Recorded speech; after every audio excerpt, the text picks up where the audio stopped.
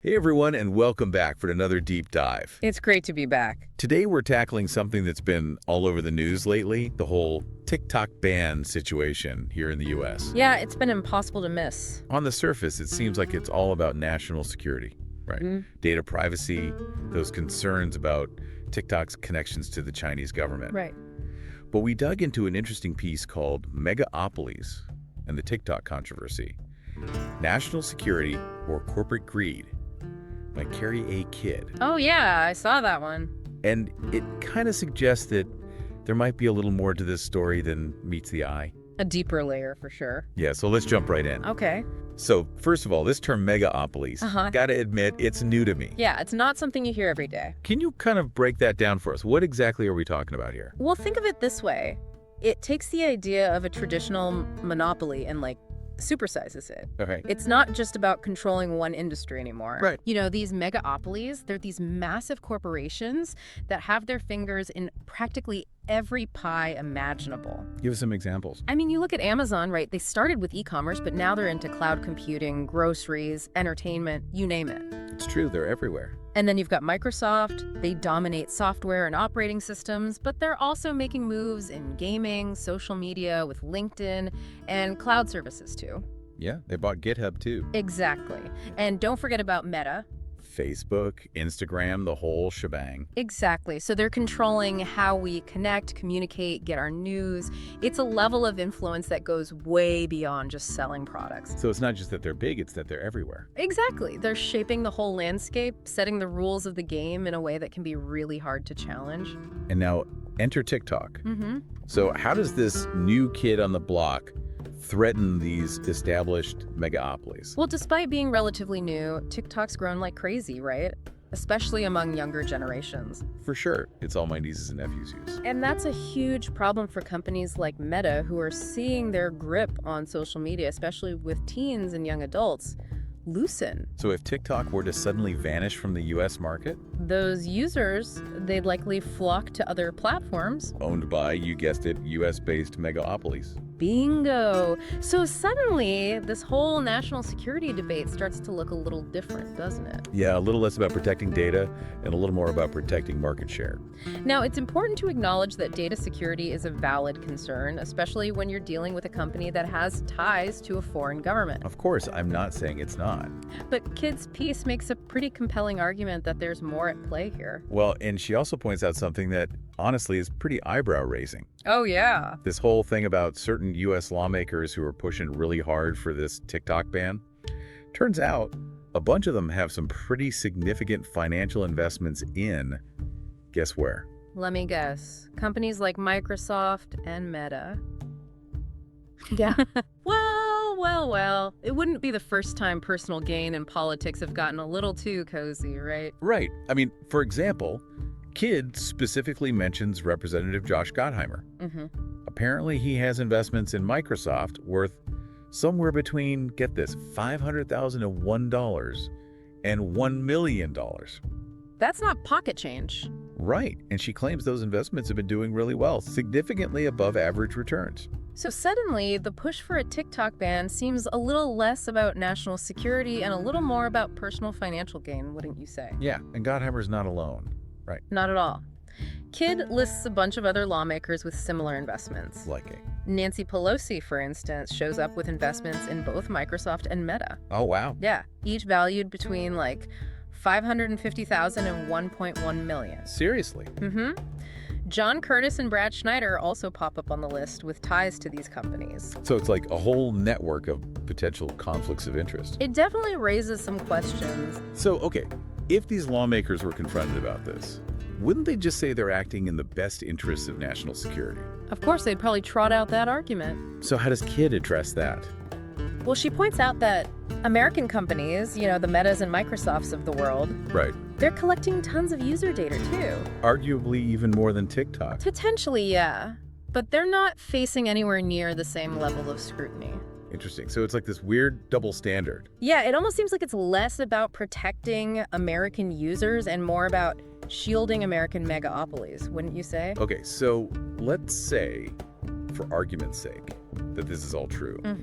How do these megaopolies actually manage to hold on to so much power?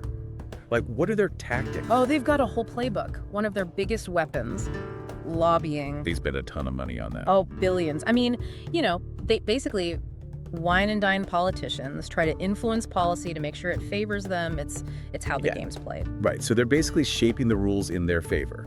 Exactly. Amazon's a perfect example.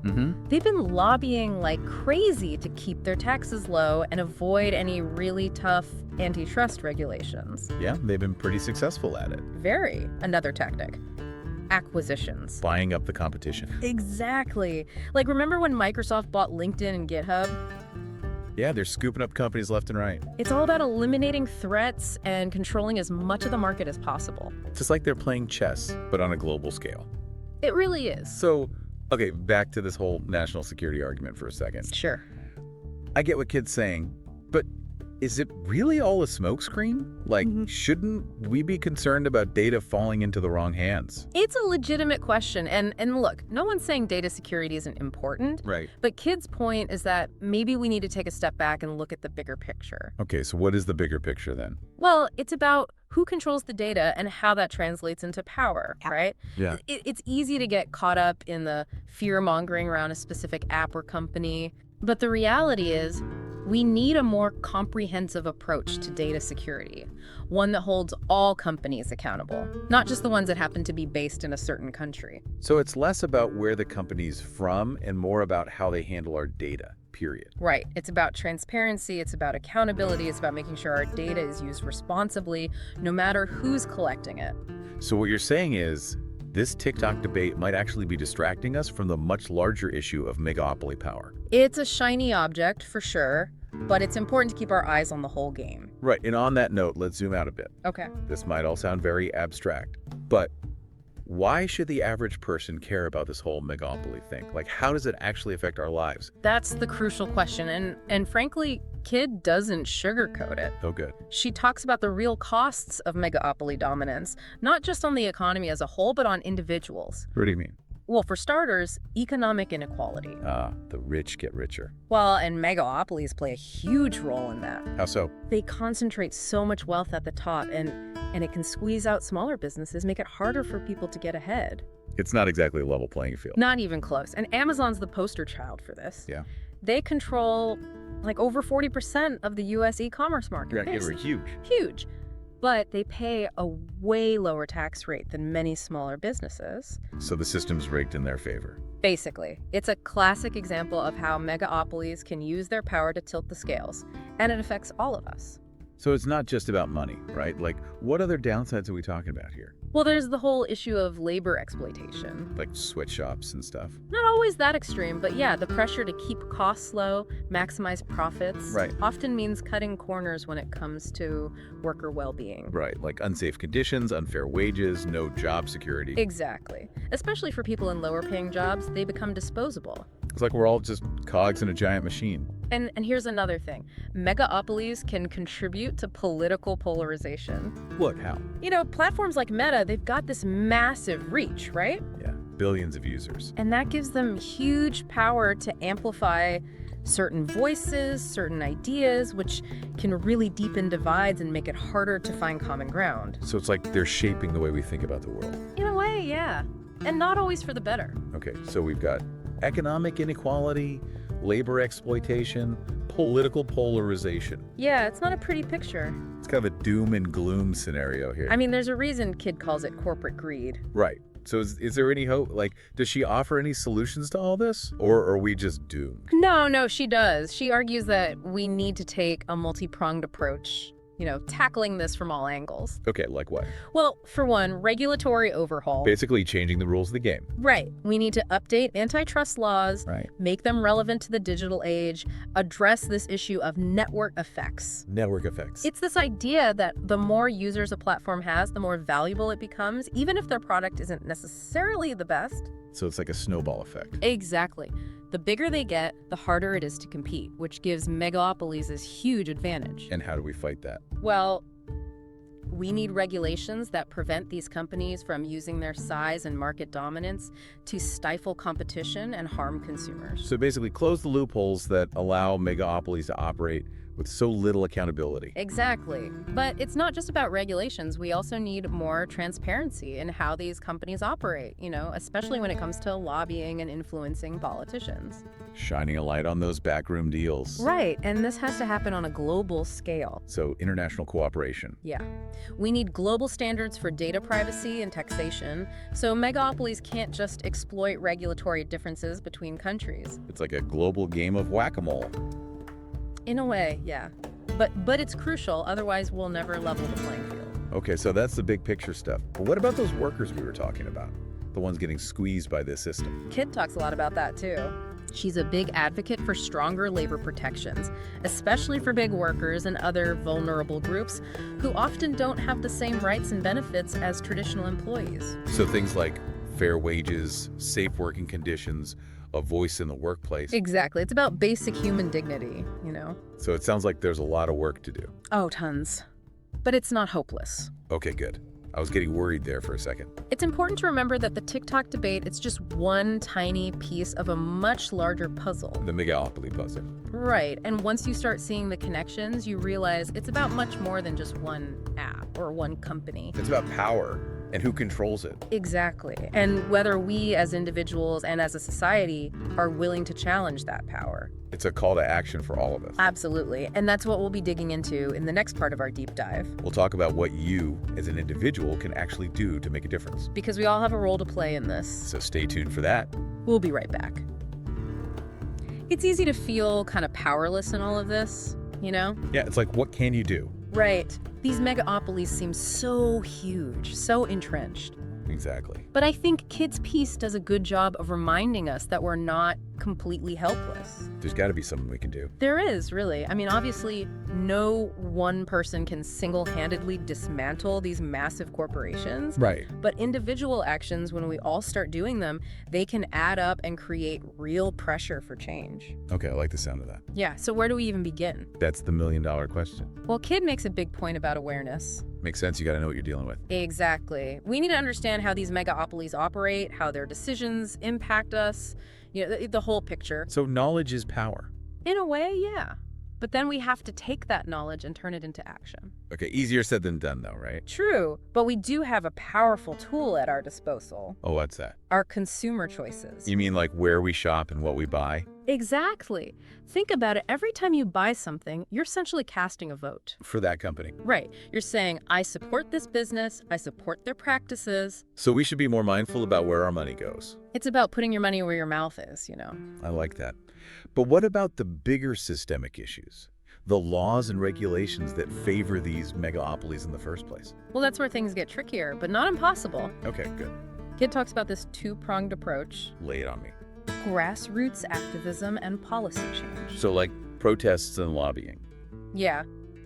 We need to get organized, make some noise, put pressure on our elected officials to actually represent our interests, not just the interests of these corporations. Campaign finance reform, antitrust laws, the whole 9 yards. Exactly. It's a long game, for sure, but it's about creating a framework that fosters competition, innovation, and fairness. So we need to make our voices heard. Loud and clear, and not just complaining on social media. What do you mean? I mean, actually engaging in constructive dialogue, writing to your representatives, supporting organizations working for change, getting involved. So it's about being informed and engaged citizens. Exactly. We can't just sit back and expect someone else to fix this. Right. We all have a role to play. Okay, so we've talked about consumer choices and activism, but what about just in our daily lives? Like, what can we do personally to, resist the influence of these megaopolies? It might sound a little out there, but being mindful of your digital footprint is a big one. Oh, what? Your digital footprint. All the data you leave behind online. Oh, right. Like what websites we visit, what we buy, all that stuff. Right. And megaopolies, they thrive on that data. Yeah, it's how they target ads and all that. Exactly. So the more we share, the more power we give them. So, we should just go off the grid. Not necessarily. It's about setting boundaries, being more conscious about what you share and choosing to support companies that respect your privacy. So like using privacy-focused browsers and stuff like that? It could be as simple as that, yeah. Or choosing to shop at a local store instead of ordering everything on Amazon. Okay, that makes sense. Every little bit helps. But let's be real, it's hard to completely avoid these megaopolies. They're everywhere. But it's about finding that balance, you know? What do you mean? I mean, being intentional about how you use technology, making sure it serves you, not the other way around. That's like setting limits on screen time. That's a good start. And making sure you're spending time doing things that bring you joy, that connect you to your community, that exist outside of the digital world. Like reading a book or going for a walk in the park. Exactly. It's about diversifying your life, you know, not letting these corporations dictate every aspect of your existence. It's about remembering that we're human beings, not just consumers or data points. That's a great way to put it. It's about reclaiming our humanity in a world that's increasingly driven by technology and profit. So, okay, now let's circle back to this TikTok ban. Uh-huh. Let's say it actually happens. What are the potential implications, both for TikTok and for the wider tech landscape? Well, on a practical level, millions of users would lose access to a platform they enjoy. Especially younger people. Right. And for a lot of creators, TikTok's become a source of income, so there's a real economic impact there too. It's like taking away their livelihood. In a way, yeah. And then there's the whole issue of precedent. What do you mean? Well, if the US can ban TikTok based on these kind of vague national security concerns, Right. what's to stop them from doing the same thing to other companies down the line? Especially if those companies threaten the dominance of American megaopolies. It's a slippery slope, for sure. And then there's the impact on free speech. Oh yeah, good point. If governments can just arbitrarily ban platforms they don't like, Right. it creates a chilling effect on online expression and innovation. It's like we're trading one form of control for another. Exactly. And then there are the geopolitical implications. Like with China. Yeah, this ban could really escalate tensions between the two countries, which could have a ripple effect on everything from trade to global security. It's a messy situation. It is, and it highlights just how interconnected all these issues are. Right, it's not just about one app, it's about the whole system. Okay, so we've talked about Megaopolies, TikTok, data privacy, all these big, complex issues. And it's a lot to take in. It is. But before we wrap up this part of our deep dive, Okay. I want to go back to something we touched on earlier, this idea of reclaiming our humanity in a world that's increasingly driven by technology and profit. It's a big idea. It is, but I think it's essential. So what does that look like in practice? Like, how do we actually do that? Well, a big part of it is recognizing that technology is a tool, not a master. Okay, that makes sense. It's about being intentional about how we use it, setting boundaries, and prioritizing human connection and experiences over constant digital engagement. So things like spending less time on our phones, being more present in the moment, actually talking to people face to face. Exactly. It's about finding joy and meaning outside of the digital realm, connecting with nature, engaging in creative pursuits, building a sense of community that extends beyond our screens. So it's about diversifying our lives, not putting all our eggs in the megaopoly basket, so to speak. That's a great way to put it. It's about creating a sense of balance, you know? Yeah, I like that. And it's about remembering that we're human beings, not just consumers or data points. So how do we make that happen? Like, Yeah. what are some practical steps we can take? Well, we'll dive into that in the final part of our deep dive. Okay, good, because I'm ready for some actionable advice. We'll explore some strategies for reclaiming our time, our attention, and our values in a world that's constantly trying to grab them. I can't wait. Stay tuned, everyone. Welcome back to our deep dive on Megaopolies. We've been talking about the power these corporations wield, the TikTok ban, all the ways this affects us. Yeah, it's a lot to wrap your head around. It is. And in this final part, I want to circle back to something you mentioned earlier, the idea of reclaiming our humanity. Like, how do we even do that in this world that's so driven by technology and profit? Well, it starts with recognizing that we actually have more power than we think. Okay, I like that. It's about making choices, even small ones, that reflect our values, even when the system's pushing us in a different direction. So like swimming against the current. In a way, yeah. And one of the biggest things we can do is be more aware of how we're spending our time and attention. Because right now, they're mostly going to those megaopolies. Exactly. They're designed to keep us hooked, scrolling, shopping, consuming. It's a cycle that benefits them way more than it benefits us. So we need to break free. Yeah, step outside that matrix. Easier said than done, though, right? Yeah. Like, I'm pretty attached to my phone. I use Amazon for everything. I hear you. It's not about going cold turkey. It's about finding balance, setting boundaries, making space for things that actually nourish us. Okay, so what does that look like in practice? Well, one thing you can try is scheduling some tech-free time into your day.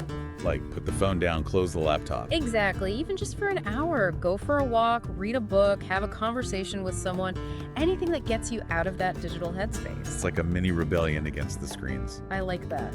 Another thing is to be more conscious about the information you're consuming. You mean all those algorithms and filter bubbles? Exactly. They're designed to keep us engaged, but often at the expense of critical thinking and a broader perspective. So we should diversify our information diets. Exactly. Read different sources, talk to people with different opinions, challenge your own assumptions. Don't just stay in that echo chamber. Right. It's good for your brain, and it's good for democracy. Speaking of which, getting involved in the political process is huge, right? Absolutely. Megaopolies have a ton of influence over our political system. Yeah, lobbying, campaign donations, all that. But we as citizens have power too. We can vote, we can contact our representatives, we can advocate for policies that benefit people, not just corporations. Without taking ownership of our democracy.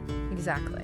And it's not just about national politics. Get involved locally, support community initiatives, make a difference where you live. So it's about recognizing that we have a voice and using it. And it's about finding strength in numbers. What do you mean?